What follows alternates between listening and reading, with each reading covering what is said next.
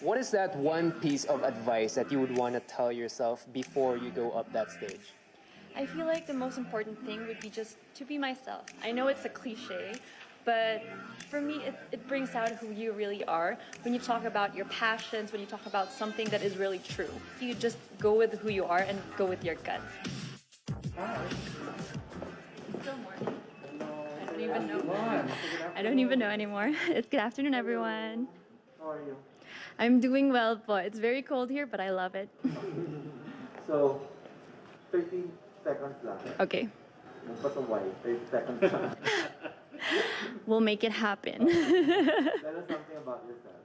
Hi everyone, I'm Adee Hitomi Akiyama. I'm 27 years old, half Japanese but 100% Filipina by heart because I was born and raised here.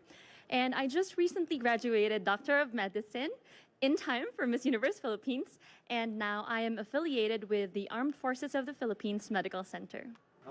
What is one beautiful word in your local language and what does it mean? Oh, in Oriental Mindoro, the word there is Tagalog still. And what a beautiful word is maganda, as it is, because I feel like maganda is such a very encompassing term that you can use in a lot of ways. It's not just the physical, it can be who you are, it can be your attributes, it can be a person's feelings. It's everything that encompasses beauty on its own. And I believe that everything that we do has its own beauty in it. So, maganda, like me and all of you. True. Right. True talaga. Truly. Period.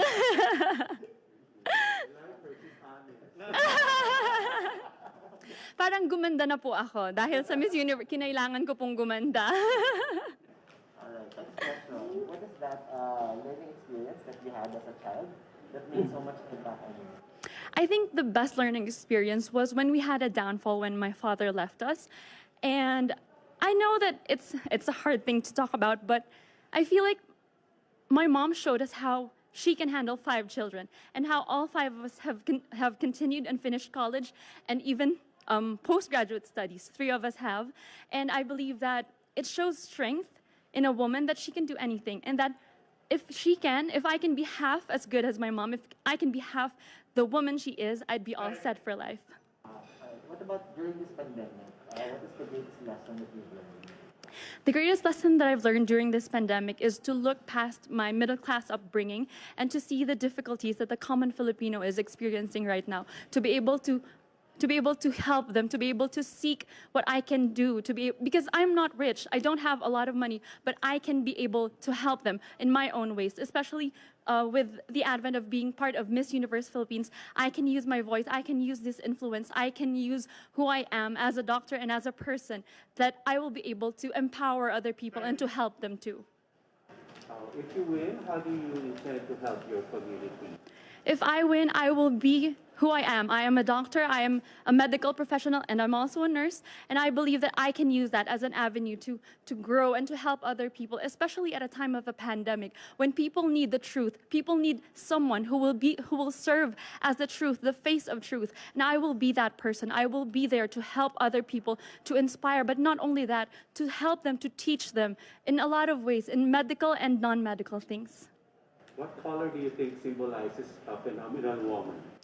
I believe it's yellow because my favorite color is yellow. I love it. I actually didn't know that it was my favorite color until my mom told me that you have so much yellow things in everything. And I realized, oh my God, that is my favorite color. For the longest time, I thought it was red. But then I realized that, oh my God, it symbolizes freshness. It symbolizes a new tomorrow, a great tomorrow. And I believe it's something that I have to show in Miss Universe Philippines because I will be showing you sinag. Okay. So, work from home is now part of the new. Exactly. So, what do you think are the skills needed in this so-called new workplace of the future? You know, it's very difficult for the Filipino to work at home because our household is filled with a lot of people. It's not unlike in other countries where you live alone mostly. In Filipinos, we have a very tight-knit family, so all of the people are there, and it's very difficult. And I know that people have been experiencing that difficulty. So I believe that you really need to set a specific place for yourself, just as I did for mine, so that you will be able to focus on what you're doing, because not a lot of people have that privilege to be able to have your own space.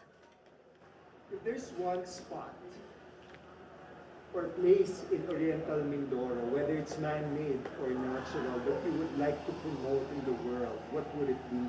Well, there are a lot of places in Oriental Mindoro, but in Calapan City, it's a city, right? But the thing is, there are a lot of man-made places there that we can visit, and there's also the Mangyan village there, and you will be able to see that there are still Mangyans living. There are still Mangyans. They still practice the old way of living as Mangyans, and when I visited, it's very wonderful. It's such a wonderful experience to have seen that and to be able to see their culture and how they still are proud of who they are. You know, right now there's a campaign that's hashtag Love Local. So if I were to ask you, what local product would you want to promote and why?